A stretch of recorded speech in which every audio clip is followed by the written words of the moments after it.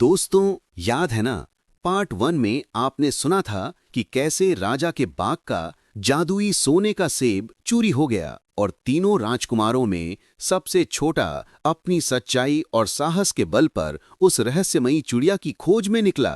अनेक मुसीबतों को पार कर वो आखिरकार सोने की राजकुमारी तक पहुंचा। सोने के सेब की खोज में निकला सबसे छोटा राजकुमार अब तक कई मुश्किलों को पार कर चुका था और अब वो एक चमचमाते सोने के महल के बाहर खड़ा था, जहां किस्मत ने उसे एक ऐसी मुलाकात के लिए पहुंचाया था जो उसकी जान भी बचा सकती थी और उसे फिर से मुसीबत में भी डाल सकती थी। पिछली रात की घटनाएं और लोमड़ी की सख्त चेतावनी उसके कानों में गूंज रही थीं, जब सामने से आई उस स्वप्न सुंदरी राजकुमारी ने मधुर स्वर में उसकी ओर देखकर कहा, राजकुमार, तुमने मेरा हाथ थामा है और अब मैं तुम्हारे साथ चलने के लिए तैयार हूं। तुम जहां ले जाओगे मैं वहीं चलूंगी। राजकुमार का दिल खुशी से भर उठा, मानो उसके सामने खुला रास्ता अब आसान हो गया हो। उसने तेजी से राजकुमारी को अपने साथ ले जाना शुरू किया, लेकिन तभी राजकुमारी ने धीमे और मीठे स्वर में कहा, राजकुमार, बस एक विनती है, मुझे जरा देर के लिए महल के भीतर जाने दो। मैं अपने माता पिता से मिलकर उन्हें बता दूं कि मैं जा रही हूं और अपनी कुछ प्रिय चीजें भी ले लूं। ये केवल कुछ ही पल की बात है। उसी क्षण राजकुमार के मन में लोमड़ी की सबसे कड़ी चेतावनी गरज की तरह गूंज उठी। उसे वापस महल में बिल्कुल भी मत जाने देना। उसने गहरी सांस ली, अपने दिल को कड़ा किया और धीरे से कहा, नहीं राजकुमारी, ये संभव नहीं। मुझे अभी इसी समय तुम्हें अपने साथ ले जाना होगा। तुम्हारा महल में लौटना हमारी दोनों की किस्मत को खतरे में डाल देगा। राजकुमारी का चेहरा अचानक उतर गया। उसकी बड़ी बड़ी चमकदार आंखों में आंसू भर आए। वो इतनी कोमल और मासूम दिख रही थी कि उसकी भीगी पलकें देखकर हर किसी का दिल पिघल जाए। वो सिसक उठी। उसके आंसुओं की चमक सांझ की आखिरी किरणों में सोने की तरह दमक रही थी। राजकुमार का दिल डगमगा गया। वो लोमड़ी की सख्त चेतावनी को पूरी तरह भूल चुका था, जैसे किसी मधुर आवाज ने उसके दिल के दरवाजे पर दस्तक दे दी हो। उसने सोचा, बेचारी राजकुमारी, अपने माता पिता को एक झलक देखने की चाह है, इसमें क्या बुरा हो सकता है? बस थोड़ी देर की तो बात है। उसका कोमल हृदय दया से भर उठा और उसने अपने प्राणों के खतरे और लोमड़ी की बातों को मन के किसी कोने में दबा दिया। वो धीरे से मुस्कुराया और बोला, ठीक है राजकुमारी, जाओ, पर जल्दी लौट आना। मैं यहीं तुम्हारा इंतजार करूंगा। राजकुमारी की आंखें कृतज्ञता से चमक उठी। उसने सिर झुकाकर धन्यवाद किया और तेज कदमों से सोने के महल के फाटक के भीतर चली गई। लेकिन जैसे ही उसके नाजुक पांवों ने महल की दहलीज को छुआ, मानो किसी अदृश्य शक्ति ने जादू को तोड़ दिया। अचानक से महल के गलियारों में हलचल मच गई। सोए हुए पहरेदार एक झटके में जाग उठे। मशालें जल उठी। तलवारों की चमक महल की सुनहरी दीवारों पर नाचने लगी। बाहर खड़ा राजकुमार उस शोर को सुनते ही सहर गया। उसका दिल जोर से धड़क उठा। फिर से कुछ गलत हो गया है, वो मन ही मन बुदबुदाया और तभी फाटक से भारी कदमों की गड़गड़ाहट सुनाई दी। दर्जनों सिपाही अपनी तलवारें थामे बाहर की ओर दौड़े और उनकी नजर सीधे राजकुमार पर पड़ी। पलक झपकते ही वो उसकी ओर झपटे और उसे पकड़ लिया। उसी क्षण लोमड़ी की आवाज उसकी यादों में गूंज उठी, अगर तुमने उसे महल में जाने दिया तो फिर मुसीबत में फंस जाओगे। अब बहुत देर हो चुकी थी। राजकुमार को अपनी नासमझी और अपने दयालु दिल पर पछतावा हो रहा था, जिसने उसे सावधानियों को भुलाकर ये गलती करने पर मजबूर कर दिया था। सिपाहियों ने उसे बाहों से खींचते हुए सोने के महल के विशाल दरबार की ओर घसीटा और हर कदम के साथ राजकुमार को यह एहसास होता गया कि इस बार उसकी जान बचाना शायद नामुमकिन होगा। सिपाहियों ने छोटे राजकुमार को बाहों से घसीटते हुए सोने के महल के विशाल चमचमाते दरबार में राजा के सामने ला खड़ा किया, जहां सुनहरी दीवारों पर जलती मशालों की रोशनी नाच रही थी और ऊंची छत से लटकते भारी झूमरों के बीच सन्नाटा पसरा हुआ था। राजकुमारी पहले ही महल के भीतर गुम हो चुकी थी और सोने के महल के राजा की आंखों में क्रोध की अग्नि जल रही थी। उन्होंने गरजती हुई आवाज में पूछा, क्यों रे नादान, तूने ऐसा दुस्साहस क्यों किया? हमारी बेटी को लेकर कहां भाग जाना चाहता था? ये सुनकर राजकुमार के होंठ कांप गए, दिल धड़क उठा, पर उसने गहरी सांस ली और कांपती बाजू में सारा सच बता दिया। कैसे वो लोमड़ी के सहारे महल तक पहुंचा, कैसे सांझ ढलते ही राजकुमारी बाहर आई, कैसे उसकी करुणा देखकर राजकुमारी का हाथ थामा और फिर कैसे अपने भोलेपन और दया के कारण उसे थोड़ी देर के लिए माता पिता से मिलने वापस भेज दिया। राजकुमार की हर बात दरबार में गूंजती रही, पर राजा की भौहें सिकुड़ी रही। उनका चेहरा कठोर और अविश्वास से भरा था, मानो हर शब्द को छल समझ रहे हों। उनके मन में शंका का तूफान उठ रहा था। ये राजकुमार चालाक है, अगर इसे छोड़ा तो ये फिर वही करेगा, उन्होंने सोचा। और अचानक अपने सिंहासन से उठ खड़े हुए। उनकी आवाज गरजते बादलों की तरह गूंजी, इस धोखेबाज को अभी फांसी पर चढ़ा दो, ये हमारे राज्य और बेटी के लिए खतरा है। ये सुनते ही राजकुमार की सांसें थम गई। उसके चारों ओर खड़े सिपाहियों की तलवारों की चमक और भी डरावनी लगने लगी थी।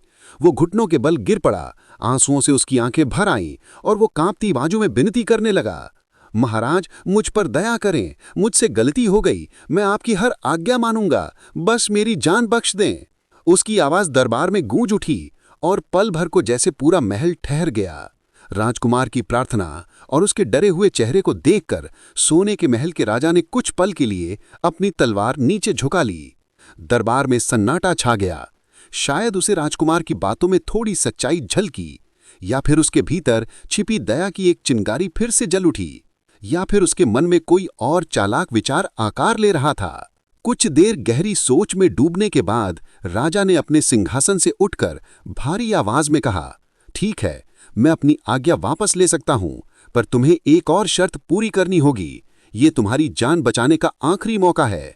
उसने दरबार के विशाल दरवाजों से बाहर की ओर इशारा किया, जहां किले के सामने एक विशालकाय पहाड़ खड़ा था, जो मानो आकाश को छूने की कोशिश कर रहा हो और अपनी महाकाय छाया से किले की सुंदरता ढक रहा था।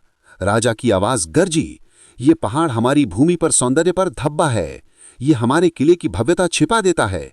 अगर तुम 8 दिन के भीतर इस पूरे पहाड़ को खोदकर समतल कर दो, तो न केवल तुम्हारी फांसी माफ कर दी जाएगी, बल्कि मैं अपनी राजकुमारी का विवाह भी तुम्हारे साथ कर दूंगा।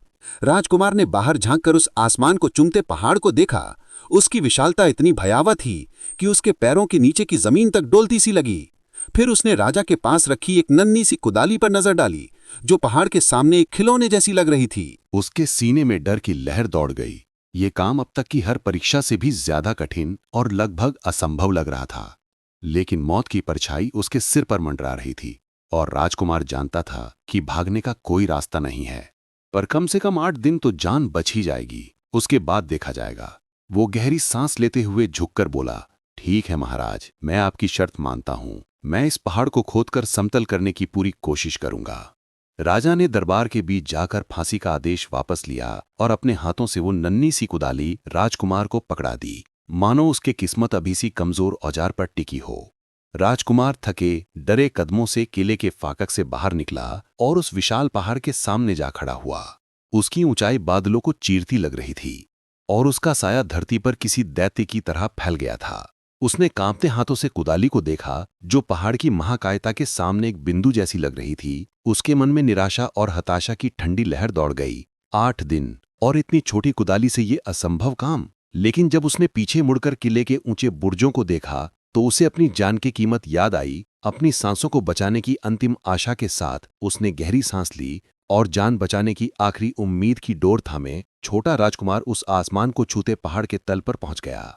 हाथ में राजा की दी हुई वो नन्ही सी कुदाली थी, जो उसके भाग्य की तरह ही नाजुक लग रही थी।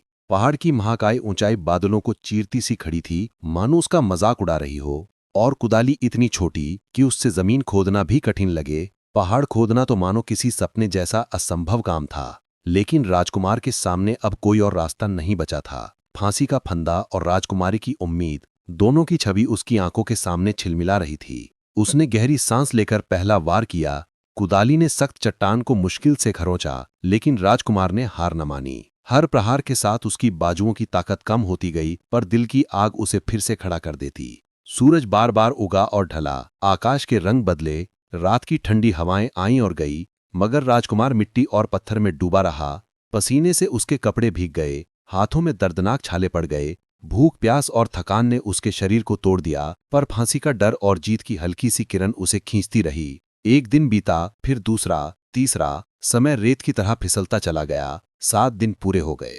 7वें दिन की ढलती रोशनी में जब राजकुमार ने पीछे मुड़कर अपने काम को देखा, तो उसके सीने में निराशा की ठंडी लहर दौड़ गई। इतनी मेहनत के बाद भी पहाड़ का बस एक छोटा सा कोना ही खोदा गया था और विशाल चट्टानें अब भी आकाश की ओर अड़ी खड़ी थी, जैसे उसकी कोशिशों पर हंस रही हूं। 8वां दिन अब उसकी ओर तेजी से बढ़ रहा था, यानी उसकी जिंदगी का अंतिम दिन। अब उसकी हिम्मत टूटने लगी। वो थका हारा मिट्टी और पसीने से लथपथ उसी पहाड़ के तल पर बैठ गया। उसकी आंखें धुंधली थी, सिर झुक गया था और वो अपने भाग्य के बारे में सोचने लगा। फांसी का फंदा उसकी आंखों के सामने झूलता सा दिखाई दे रहा था। उसकी स्मृतियों की परतें खुलने लगी कि कैसे उसने राजा के बाग में सोने की चिड़िया पकड़ी थी, कैसे वो सोने का घोड़ा लाने गया था, कैसे राजकुमारी को पाने की कोशिश की थी। उसके दिल पर हर गलती की चोट गूंज रही थी। उसे लोमड़ी की हर चेतावनी याद आ रही थी। सोने के पिंजरे को मत छूना, सोने की जीन को मत छूना और राजकुमारी को कभी भी वापस महल में मत जाने देना। पर अफसोस कि हर बार मैं अपनी भावनाओं और आकर्षण के आगे झुक गया। हर बार मैंने लोमड़ी की सच्ची सलाह को नजरअंदाज किया और हर बार मुसीबत में फंसता चला गया। उसके सीने में क्रोध और दुख का मिश्रण उमड़ आया। मैं भी कितना नासमझ था। उसने मन ही मन खुद को कोसा। उस प्यारी लोमड़ी ने हर बार सही रास्ता दिखाया। उसने मेरी मदद करने की पूरी कोशिश की, पर मैंने कभी उसकी बात को पूरी तरह नहीं माना। अगर मैंने उसका कहना मान लिया होता तो आज सोने की चिड़िया, सोने का घोड़ा और शायद राजकुमारी भी मेरे साथ होती। पर मैंने अपनी मूर्खता से सब कुछ खो दिया। 8 दिनों की सीमा लगभग पूरी होने को थी। पहाड़ के सामने उसका खोदा हुआ छोटा सा कोना तुच्छ लग रहा था और उसे लगा कि अब उसका अंत निश्चित है। कोई चमत्कार भी अब उसे नहीं बचा सकता। उसकी आंखों से आंसू बहते रहे, मिट्टी पर गिरते रहे और वो जमीन पर सिर झुकाए अपने अंधेरे भविष्य के बारे में सोचने लगा। तभी अचानक उसे पैरों के पास हल्की सी हरकत महसूस हुई। उसने चौंक कर नीचे देखा, फिर धीरे से नजर उठाई और उसका दिल जैसे धड़कना भूल गया। वही चतुर लोमड़ी जिसकी उम्मीद उसने छोड़ दी थी, उसके पैरों के पास खड़ी थी। उसके चेहरे पर आश्चर्य की लकीरें उभर आईं। उसने कभी नहीं सोचा था कि लगातार गलतियां करने के बाद भी लोमड़ी उसकी मदद के लिए आएगी। उसने उसकी थकी, टूटी हुई हालत को देखा। उसकी हल्की मुस्कान में जैसे करुणा और शरारत दोनों झलक रही थी और उसने नर्म आवाज में कहा, क्यों राजकुमार, ये कैसी हालत बना रखी है? यहाँ ऐसे क्यों बैठे हो जैसे तुम्हारा जीवन ही खत्म हो गया हो?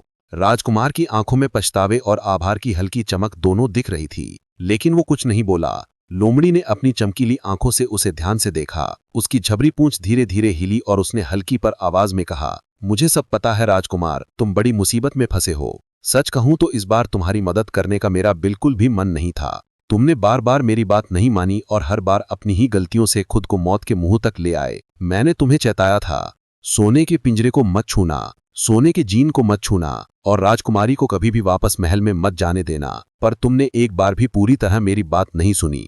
राजकुमार के गले में शब्द अटक गए। उसने अपना सिर और भी झुका लिया, मानो धरती की धूल में खुद को छुपाना चाहता हो और उसके कानों में लोमड़ी की हर बात हथौड़े की तरह गूंज रही थी। वो आगे बोली, लेकिन 7 दिन से मैं तुम्हें यहीं देख रही हूँ। मैंने देखा है कि कैसे हर सुबह तुम सूरज के साथ उठते हो, कुदाली को थामते हो और हर प्रहार के साथ अपनी उम्मीदें और सांसें पहाड़ की कठोर चट्टानों पर वार करते हो। तुम्हें दोपहर की तपती धूप में पसीने से तरबतर देखा है। मैंने तुम्हारे हाथों के छाले, तुम्हारे कांपते पैरों को देखा है। भले ही हर प्रहार उस विशाल पहाड़ के सामने एक तुच्छ खरोंच ही साबित हुआ, तुम्हारी मेहनत, तुम्हारी हताशा और तुम्हारा टूटता हुआ दिल देखकर मेरे भीतर का क्रोध पिघल गया। शायद तुम ना समझ हो राजकुमार, लेकिन तुम्हारे इरादे सच्चे हैं। राजकुमार ने धीरे से उसकी ओर देखा। उसकी आंखों में आशा की एक नन्ही किरण फिर से जग उठी, मानो लंबे अंधेरे के बाद क्षितिज पर पहली भोर की रेखा खिंच गई हो। लोमड़ी ने उसकी ओर बढ़कर कहा, इसीलिए मैं यहाँ आई हूँ। मैं जानती हूँ ये काम तुम्हारे अकेले के बस का नहीं है और 8 दिन में इस पहाड़ को समतल करना तो किसी मनुष्य के लिए असंभव है। पर याद रखना, चमत्कार उन्हीं के पास आते हैं जो अंत तक डटे रहते हैं।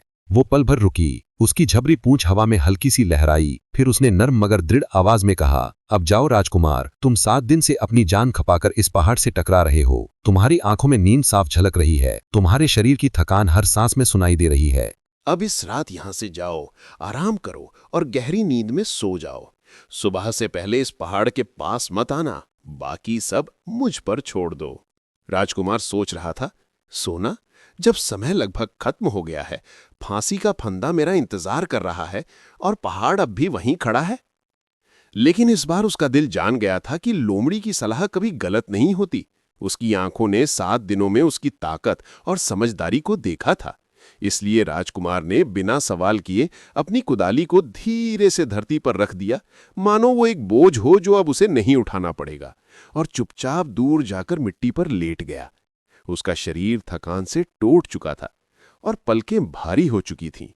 थोड़ी ही देर में वह गहरी नींद में डूब गया। उसकी सांसों की धीमी आवाजें उस सन्नाटे में एक अजीब सी शांति भर रही थीं। उधर लोमड़ी की आंखों में एक रहस्यमय चमक उभरी। वह चुपचाप पहाड़ की ओर बढ़ी और जैसे ही चांद बादलों के पीछे छुपा, ऐसा लगा मानो जंगल का हर जीव अपनी सांसें रोककर देख रहा हो कि आगे क्या होगा। किसी ने नहीं देखा कि लोमड़ी ने कौन सा जादू किया। शायद सितारों ने अपना आशीर्वाद दिया, या शायद उसकी चतुराई ही चमत्कार बन गई। पर रात भर उस पहाड़ पर कुछ ऐसा घटा जिसे इंसानी आंखें देख भी लेतीं तो विश्वास न करतीं। जब सुबह की पहली किरणें आसमान को सुनहरी कर रही थीं, राजकुमार ने अपनी उनींदी आंखें खोलीं और अचानक याद आया लोमड़ी का वादा। वह घबरा कर उठा, उसके दिल की धड़कन तेज हो गई और उसने एक झटके से पहाड़ की ओर देखा, पर वहां कोई पहाड़ नहीं था। जहां कल तक बादलों को छूता हुआ विशालकाय पत्थरों का ढेर खड़ा था, वहां अब हरी भरी धरती फैली थी। दूर से महल के सुनहरे बुर्ज साफ दिखाई दे रहे थे और हवा में एक नए सवेरे की महक तैर रही थी। राजकुमार की आंखें विस्मय से चौड़ी हो गईं, उसकी सांस अटक गई। यह नजारा किसी चमत्कार से कम नहीं था। खुशी से उसका चेहरा दमक उठा, उसके पैरों में नई ऊर्जा भर गई और उसने तुरंत अपनी झोली उठाई और वह बिना देर किए तेजी से सोने के महल की ओर भागा, ताकि राजा को अपने काम के बारे में बता सके। सुबह की सुनहरी धूप महल की दीवारों पर चमक रही थी जब छोटा राजकुमार थके हुए मगर गर्व से भरे कदमों के साथ किले के ऊंचे द्वार पर पहुंचा और सिपाहियों से राजा से मिलने की अनुमति मांगी। वे सिपाही जिन्होंने कल ही उसे डरा हुआ देखा था, उसे इस तरह जीवंत और आत्मविश्वास से भरा देखकर दंग रह गए। और जब उसने कहा कि उसने विशाल पहाड़ खोदकर साफ कर दिया है, तो उनके चेहरे पर अविश्वास और आश्चर्य की लकीरें खींच गईं। फिर भी उन्होंने उसे दरबार में भेजने का संदेश दिया। उधर राजा अभी अभी अपनी खिड़की पर खड़े होकर सुबह का दृश्य निहार रहे थे और उनकी आंखें विस्मय से फैल गई, क्योंकि जहां कल तक बादलों को छूता हुआ पहाड़ महल के सामने खड़ा था, वहां अब हरे भरे मैदानों और दूर तक फैले जंगलों का मनमोहक दृश्य साफ दिखाई दे रहा था। महल जैसे अचानक और भी भव्य और सुंदर हो उठा हो। तभी सिपाहियों ने झुककर कहा, महाराज, राजकुमार उपस्थित हैं।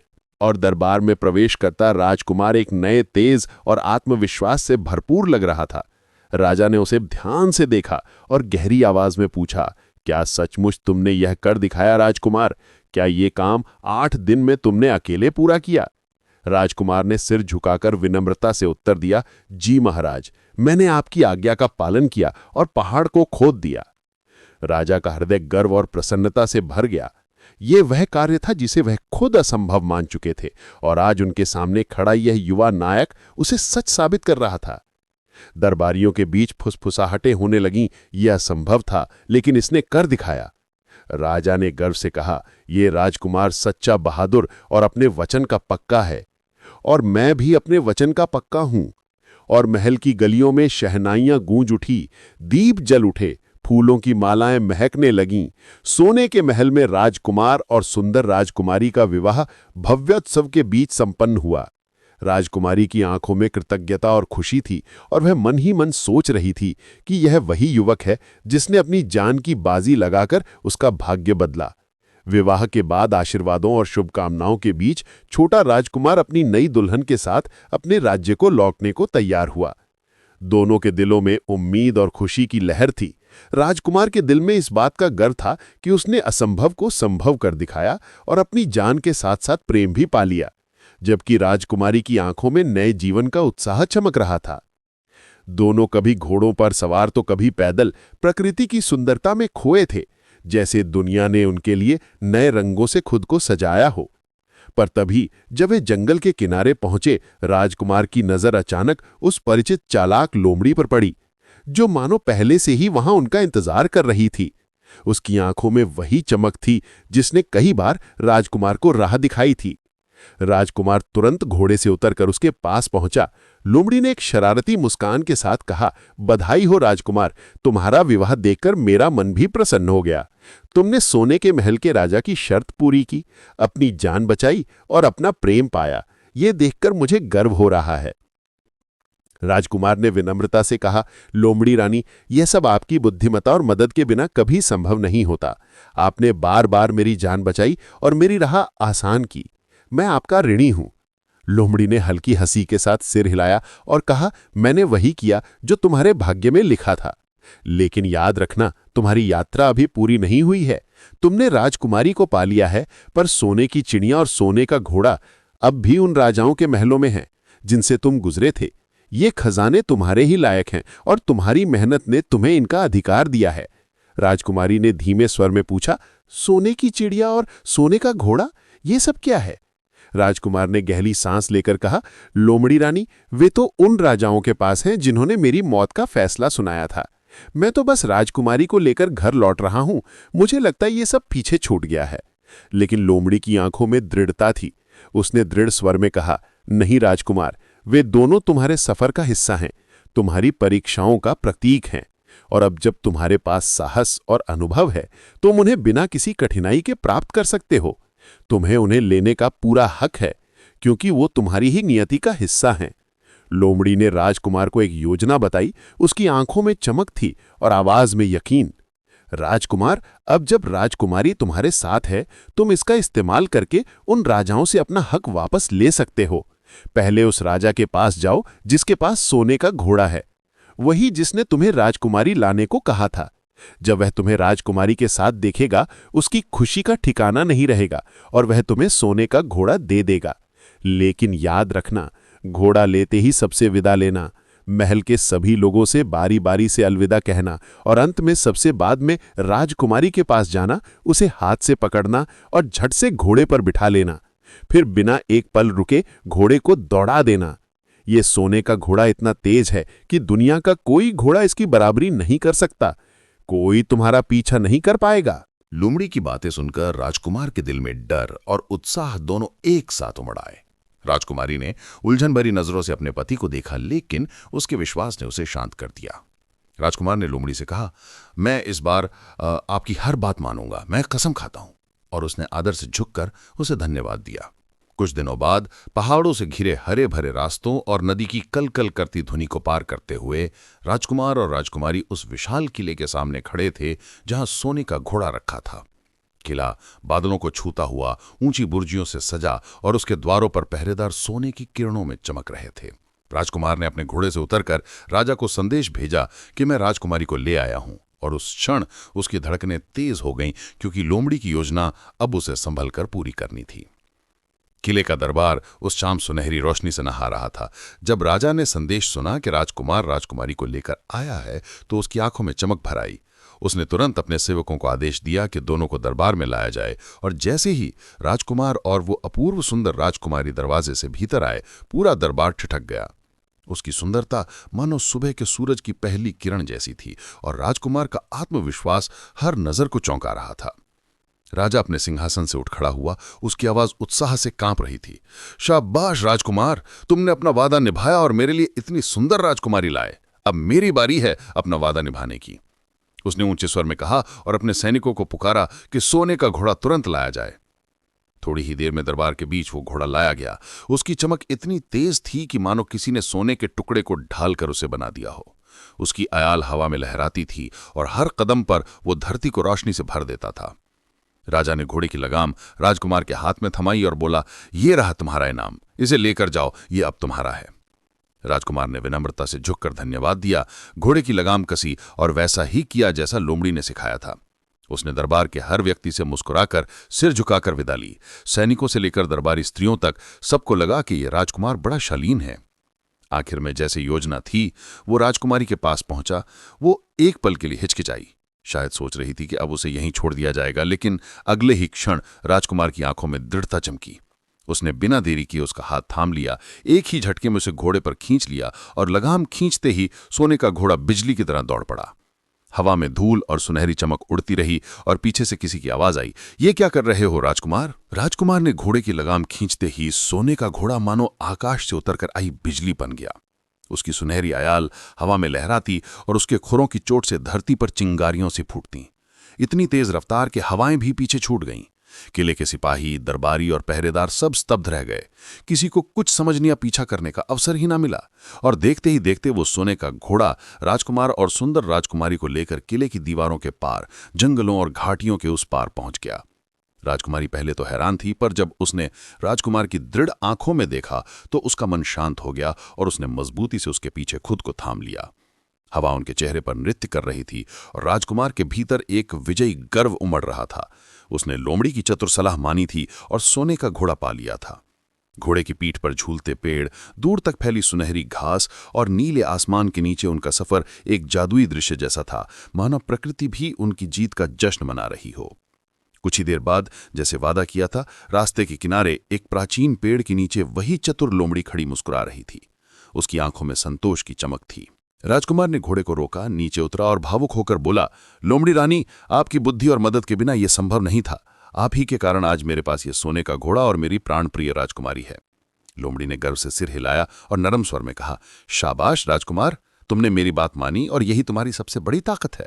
पर याद रखना, सफर अभी खत्म नहीं हुआ है। असली परीक्षा तो अभी बाकी है और अब तुम्हें उस सोने की चिड़िया को भी पाना होगा। लोमड़ी की आंखों में शरारती चमक थी जब उसने पेड़ की छाया में खड़े राजकुमार और राजकुमारी को देखा। हवा में पत्तों की हल्की सरसराहट थी और दूर कहीं कोई पंछी पुकार रहा था। उसने गंभीर स्वर में कहा, अच्छा राजकुमार, अब जब घोड़ा और राजकुमारी तुम्हारे पास हैं तो सफर का सबसे नाजुक मोड़ सामने है, सोने की चिड़िया का। राजकुमार चौंक गया, उसकी भौहें सिकुड़ गईं। सोने की चिड़िया? लेकिन वो तो उसी निर्दयी राजा के पास है जिसने मुझे फांसी देने का हुक्म सुनाया था। लोमड़ी धीरे से मुस्कुराई, उसकी आवाज में पुरानी लोक कथाओं की रहस्यमयी ताकत थी। हाँ, वही राजा, पर याद रखो, वो चिड़िया और ये घोड़ा दोनों तुम्हारे भाग्य के हिस्से हैं और जो कष्ट तुमने सहे हैं उनके बाद इन्हें पाना तुम्हारा हक है। और अब इन्हें पाना आसान होगा क्योंकि तुम उसके सबसे बड़े लालच को लेकर उसके पास जाओगे। फिर उसने राजकुमार के सामने अपनी योजना बुनना शुरू कर दी। हर शब्द मानो हवा में चित्र उकेर रहा था। तुम राजकुमारी और सोने के घोड़े को लेकर सीधे उस राजा के महल में जाना। जब वो इस सुनहरे घोड़े को देखेगा, उसकी आंखें लालच से चमक उठेंगी। तुम घोड़े पर सवार रहना, घोड़े से उतरना मत। विनम्रता से कहना, महाराज, जैसा आपने चाहा था, मैं आपके लिए सोने का घोड़ा लाया हूं, पर इससे पहले कि मैं इसे आपको सौंपूं, कृपया पहले सोने की चिड़िया का पिंजरा मेरे हाथ में दें। वो बिना सोचे समझे अपनी खुशी में पिंजरा आगे बढ़ा देगा। जैसे ही उसका हाथ पिंजरे की पकड़ छोड़ दे, एक पल भी मत गंवाना, फौरन पिंजरा छीन लेना, घोड़े को एड़ लगाना और बिजली की तरह वहां से निकल जाना। ये घोड़ा इतना तेज है कि उसकी परछाई भी उसका पीछा नहीं कर पाएगी। राजकुमार, अगर तुम इस बार भी हिचकिचाए तो सब कुछ खो सकते हो। लोमड़ी ने राजकुमार को अपनी चतुर योजना समझाई और राजकुमार के चेहरे पर पहली बार एक दृढ़ और आत्मविश्वास भरी मुस्कान आई। उसने मन ही मन सोचा, अब मैं कोई गलती नहीं करूंगा। उसने लोमड़ी का आभार जताते हुए कहा कि वो उसकी बताई हर बात का पालन करेगा और इस बार उसका हर कदम सोच समझकर होगा। लोमड़ी ने उसकी पीठ थपथपाई, उसकी आंखों में चमक थी, मानो वो किसी दूर के भविष्य को देख रही हो, और उसने कहा, जाओ और याद रखना, किस्मत बहादुरों का साथ देती है।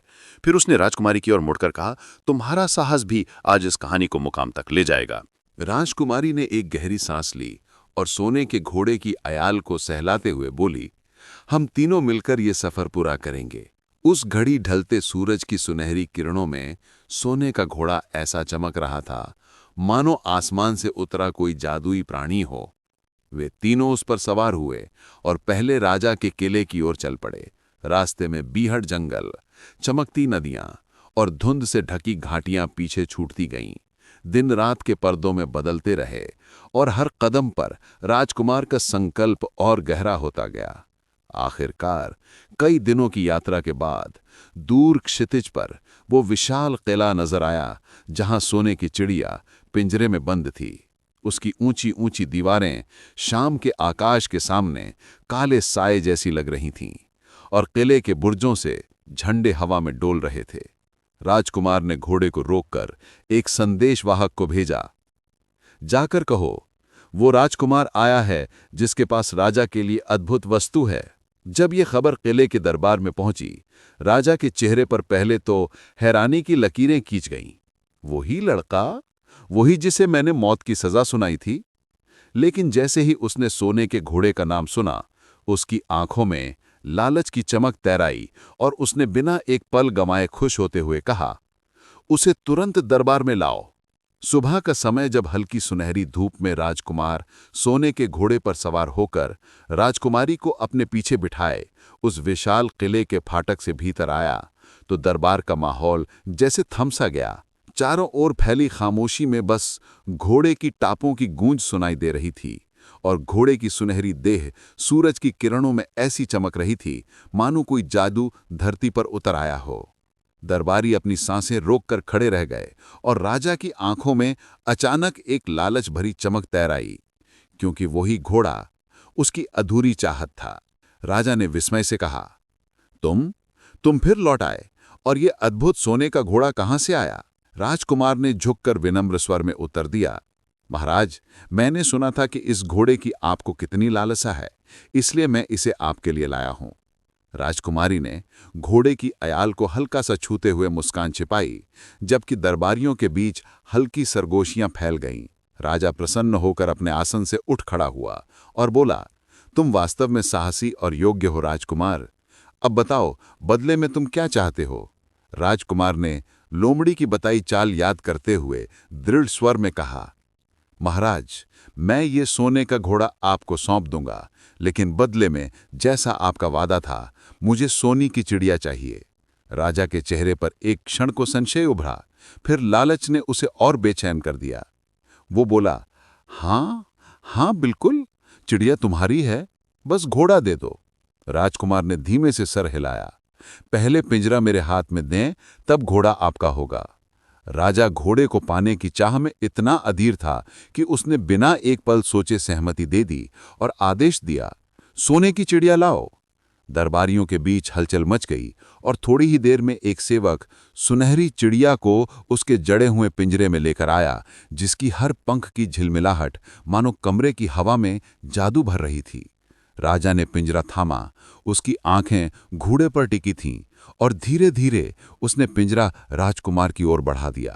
राजा ने लालच से चमकती आंखों के साथ सोने की चिड़िया का पिंजरा आगे बढ़ाया और राजकुमार ने लोमड़ी की बताई चाल याद करते हुए बिना एक पल गंवाए बिजली जैसी तेजी से अपना हाथ बढ़ाकर पिंजरा झपट लिया, मानो हवा ने ही उसे पकड़ लिया हो। अगले ही क्षण सोने के घोड़े की एक गूंजती हिनहनाहट ने पूरे महल की दीवारों को हिला दिया और राजकुमार ने घोड़े को एड़ मारी। घोड़ा सुनहरी चमक छोड़ते हुए दरबार से बाहर बिजली की तरह दौड़ पड़ा। राजकुमारी उसके पीछे कसकर पकड़कर बैठी थी और राजकुमार के एक हाथ में चमकता पिंजरा था, जिसकी झिलमिलाहट में पूरे दरबार की आंखें चौंधिया गईं। राजा और उसके दरबारी हक्के बक्के रह गए। उनके चेहरे पर अविश्वास और क्रोध की लकीरें खींच गईं, लेकिन कोई कुछ कर पाता उससे पहले ही घोड़ा बादल की छाया सा दूर निकल गया, इतना तेज कि उसका पीछा करना असंभव था। महल की मीनारें पीछे छूट गईं, धूल उड़ती रही और राजकुमार का दिल खुशी से धड़कता रहा। अब उसके पास सुंदर राजकुमारी, अद्भुत घोड़ा और अनमोल सोने की चिड़िया, तीनों खजाने थे जिनके लिए उसने जोखिम उठाया था। जंगलों, नदियों और पहाड़ियों को पार करते हुए वो अपने राज्य की ओर लौट रहा था। चेहरे पर आत्मविश्वास और आंखों में जीत की चमक थी। और जब सूरज की किरणें ढलते आकाश को सुनहरा कर रही थीं, तभी रास्ते के किनारे वो ही चालाक लोमड़ी शांति से खड़ी मिली, जैसे वो पहले से जानती हो कि वे यहीं से गुजरेंगे। राजकुमार की आंखें कृतज्ञता से भर गईं। उसने घोड़ा रोका, मुस्कुराकर नीचे झुका और कहा, लोमड़ी रानी, तुम्हारी समझदारी और मदद के बिना ये सब संभव नहीं था। राजकुमार ने घोड़े को रोका, उतरकर लोमड़ी के पास गया और उसकी आंखों में गहरी कृतज्ञता से देखा, फिर भावुक स्वर में बोला, लोमड़ी रानी, आपने मुझे हर मोड़ पर राह दिखाई, मेरे कदमों को दिशा दी और मेरी जान कई बार बचाई। आपकी वजह से ही मेरे हाथ सोने की चिड़िया आई, सोने का घोड़ा मिला और ये सुंदर राजकुमारी भी मेरे साथ है। आप सच में मेरे भाग्य की रक्षक हैं। बताइए, मैं आपको क्या इनाम दूं? जो भी चाहे मैं देने को तैयार हूं। लोमड़ी ने उसकी बात ध्यान से सुनी। उसकी आंखों में कोई लालच नहीं था, बस एक थकी सी चमक थी। उसने एक गहरी सांस ली, जैसे अपने दिल का बोझ हल्का कर रही हो, और धीरे धीरे कहा, अगर तुम सचमुच मुझे खुश देखना चाहते हो तो मेरे लिए एक काम करो। राजकुमार ने उत्सुकता से झुकते हुए पूछा, कौन सा काम? बस कह दीजिए, मैं आपकी हर बात मानूंगा। कुछ पल के मौन के बाद लोमड़ी ने थकी आवाज में कहा, मुझे एक तीर से मार दो, यही एक काम है जो अब मेरे लिए सबसे बड़ा इनाम होगा। हवा जैसे एकदम रुक गई, पत्तों की सरसराहट थम गई और राजकुमार का दिल तेज धड़कने लगा। उसकी आंखें फैल गईं, गले से आवाज मुश्किल से निकली, ये आप क्या कह रही हैं? आपने मेरी जान बचाई, मेरे लिए सब कुछ दांव पर लगाया, और अब आप मुझसे अपनी जान लेने को कह रही हैं? ये तो मैं किसी हाल में नहीं कर सकता, लोमड़ी रानी। उसकी आवाज कांप रही थी, घोड़े की सांसें भारी थीं और राजकुमारी भी स्तब्ध खड़ी थी। लोमड़ी की आंखों में हल्की नमी उभरी। उसने सिर झुका लिया और उदासी भरी आवाज में कहा, अगर तुम मेरा ये एक काम नहीं कर सकते तो ठीक है, जाओ, जैसे तुम्हें उचित लगे। लोमड़ी ने धीमे स्वर में कहा, ठीक है राजकुमार, तुम मुझे मार नहीं सकते, ये मैं समझ गई, पर मेरी 2 बातें याद रखना। ये मामूली नहीं है, ये तुम्हारी जिंदगी बचा सकती हैं। पहली बात, चाहे कितनी भी थकान क्यों ना हो, किसी भी कुएं की दीवार पर कभी मत बैठना। वहां खतरा छिपा होगा जिसे तुम अभी नहीं समझोगे। और दूसरी बात, ऐसे लोगों पर कभी अपना धन मत खर्च करना जिन्हें फांसी मिलने वाली हो, क्योंकि ऐसे लोग तुम्हारे लिए मुसीबत ही लाएंगे। राजकुमार ये सुनकर चौंक गया। उसके चेहरे पर उलझन थी। उसने हंसते हुए कहा, लोमड़ी रानी, आप भी अजीब बातें करती हैं। भला मैं किसी कुएं की दीवार पर क्यों बैठूंगा और फांसी पाए हुए लोगों के लिए धन क्यों लुटाऊंगा? ये तो कभी होगा ही नहीं। लेकिन लोमड़ी ने उसकी बात का कोई उत्तर नहीं दिया। बस एक क्षण के लिए उसने राजकुमार और राजकुमारी की ओर देखा। उसकी आंखों में जैसे एक रहस्य और एक उदासी झलक रही थी।